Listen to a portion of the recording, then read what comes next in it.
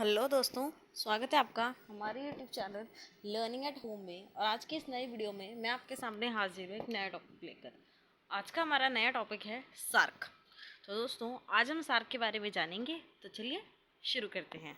आज का हमारा प्रश्न है, सार्क पर निबंध लिखिए। सार्क, जिसे हम इंग्लिश में SAARC कहते हैं, और इसकी फुल फॉर्म सबसे पहले जानते हैं कि इसकी फुल फॉर्म क्या है। इसकी फुल फॉर्म है south Asian association for regional cooperation, Hindi में दक्षिण एशियाई क्षेत्रीय सहयोग संगठन। तो दोस्तों, जैसे आप इसके नाम से समझ पा रहे हैं, दक्षिण एशिया के जो देश हैं, क्षेत्र हैं, उनके बीच में आपस में सहयोग हो, उसके लिए एक संगठन की स्थापना की गई। वो है हमारा सार्क, जिसमें दक्षिण एशिया के देश एक साथ मिलकर उन्होंने एक संगठन बनाया है। और उस संगठन का कारण है कि वे एक दूसरे का सहयोग करें, यानी एक दूसरे के काम आए। सार्क जो है वो दक्षिण एशिया के 8 देशों का आर्थिक और राजनीतिक संगठन है। दक्षिण एशिया के इसमें 8 देश शामिल हैं।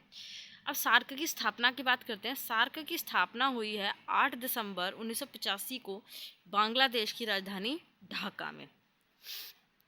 इसकी स्थापना का मुख्य उद्देश्य दोस्तों, दक्षिण एशिया में रहने वाले लोगों के जीवन में विकास लाना और उनके कल्याण को बढ़ाना था।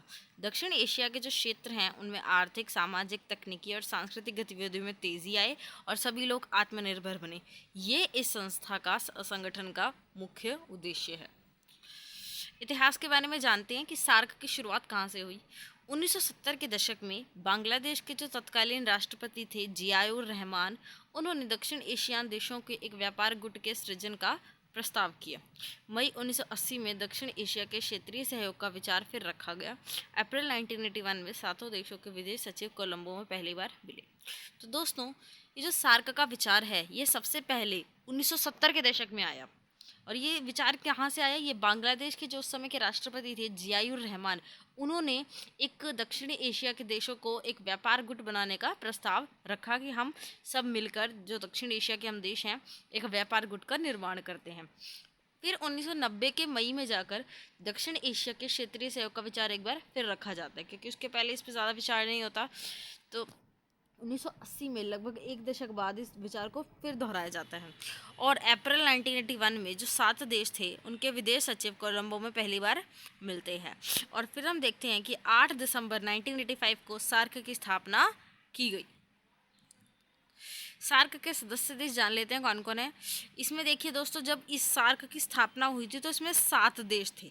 बाद में एक देश और ऐड हो गया, और आज की तारीख में इसके अंदर टोटल 8 देश हैं। तो पहले वो 7 देश जानते हैं: भारत, पाकिस्तान, भूटान, श्रीलंका, बांग्लादेश, मालदीव, नेपाल। ये इसके सदस्य देश हैं, और ये देश तब से हैं जब से इसकी स्थापना हुई है। बाद में अफगानिस्तान भी इसमें शामिल हो जाता है। तो कुल मिला के सार्क के आज 8 सदस्य देश हैं। अब दोस्तों देखते हैं सार्क के उद्देश्य क्या हैं। इस संगठन का निर्माण क्यों किया गया, किस उद्देश्य को पूरा करने के लिए।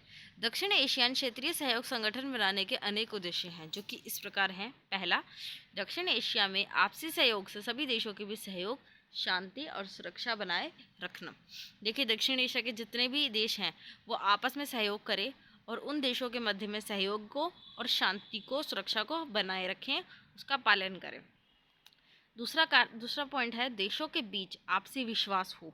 जो देश हैं, एशियान देश हैं जिसमें शामिल हैं, उनके बीच में आपसी विश्वास हो, और जब भी कोई समस्या आए तो वे एक दूसरे का साथ दे और एक दूसरे को मजबूती प्रदान करें। इससे दोनों को सहायता होती है। तीसरा पॉइंट है हमारा, आर्थिक, सांस्कृतिक, सामाजिक नीतियाँ और वैज्ञानिक क्षेत्रों में पूरा एक दूसरे का सहयोग करें, और जो तकनीक है, टेक्नोलॉजी है, उसको भी विकसित करने में एक दूसरे का साथ दें। इससे क्या होगा? इससे सबका विकास होगा, सबकी अर्थव्यवस्था मजबूत बनेगी, और यही इस संगठन का मुख्य उद्देश्य है। क्योंकि देखिए, अकेले कोई आगे ज़्यादा लंबा दूर तक नहीं चल पाता है, सबको एक दूसरे की ज़रूरत है। वैश्वीकरण भी हमें यही सिखाता है, और ये संगठन भी हमें यही सिखा रहे हैं। चौथा पॉइंट है, दक्षिण एशिया के आपसी रिश्तों में सामूहिक निर्भरता को बढ़ाना। जो एक दूसरे पर निर्भरता है सामूहिक रूप से, उसे हम बढ़ाएं और जीवन की गुणवत्ता में सुधार लाएं। विकासशील देशों के साथ मिलकर आपसी सहयोग को और भी ज़्यादा मजबूत बनाएं। और अंतिम पॉइंट है कि सभी लोग, इन देशों में रहने वाले जितने भी लोग हैं, जितनी भी जनसंख्या है, उन सभी को हम आत्मनिर्भर बनाएं और उनकी आत्मनिर्भरता में वृद्धि की जाए। अब देखते हैं दोस्तों सार्क के सिद्धांत। सार्क संगठन के कुछ सिद्धांत भी हैं जिनका पालन वे हर हाल में करते हैं। पहला है कि सार्क में शामिल देश अपने आपसी मतभेदों को सार्क की बैठक में नहीं लाएंगे। जो मुद्दा अंतर्राष्ट्रीय होगा उसी पर बात होगी।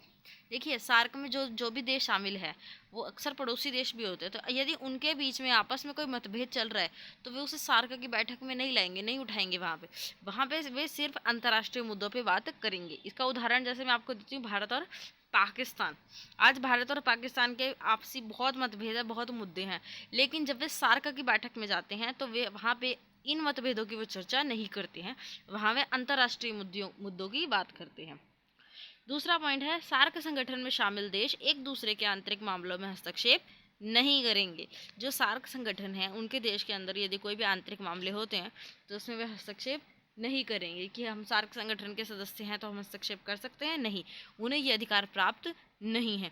जैसे भारत, पाकिस्तान, नेपाल किसी भी देश में मामले में हस्तक्षेप नहीं कर सकता, और वैसे ही वे देश भी भारत के मामलों में हस्तक्षेप नहीं कर सकते। तीसरा है, सार्क में सम्मिलित देशों को बराबरी का दर्जा मिलेगा। सार्क में जितने भी देश सम्मिलित हैं, चाहे वो छोटे हों बड़े हों, जनसंख्या के मामले में छोटे बड़े हों या भूमि के मामले में वो छोटे बड़े हों, अर्थव्यवस्था के मामले में वे छोटे बड़े हों, उन सभी को सार्क की बैठक में जब एक टेबल पे, कॉन्फ्रेंस टेबल पे वो बैठे हैं तो वह सबको बराबरी का दर्जा दिया जाएगा। सार्क बैठक में सभी देशों की अनुमति से किसी एक मुद्दे का हल निकाला जाता है। सार्क बैठक में जब किसी मुद्दे के ऊपर चर्चा कर रहे होते तो उसका हल निकालने में सभी देशों की अनुमति होती है, और सभी देशों की अनुमति जब होती है तभी कोई फैसला लिया जाता है। ऐसा नहीं कि केवल एक या दो देशों ने सहमति करी और वो मुद्दे का हल स्वीकार कर लिया गया, नहीं, सबकी अनुमति होनी चाहिए मुद्दों के ऊपर। किसी भी काम की शुरुआत करने से पहले यह सोचना ज़रूरी है कि उस काम से सार्क में शामिल देशों को इससे फ़ायदा मिल रहा है या नहीं। यानी दोस्तों, सार्क संगठन उन्हीं मुद्दों पे बैठक करते हैं, उन्हीं मुद्दों पे काम करते हैं जिनसे उस संगठन से जुड़े देशों को, क्षेत्रों को फ़ायदा मिल रहा है। यदि उनसे नहीं मिल रहा है सार्क में शामिल देशों को फ़ायदा, तो वे वो काम नहीं करेंगे। अंतिम पॉइंट है, sovereign equality, territorial integrity, political independence का सम्मान करना।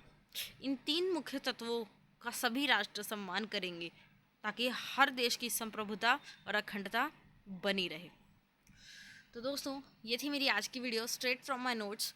आपको कैसी लगी प्लीज़ कमेंट्स में मेंशन कीजिएगा, और अगर आपको मेरी वीडियो अच्छी लगी हो तो please like, share and subscribe the channel, and for more such videos stay tuned. Thanks for watching.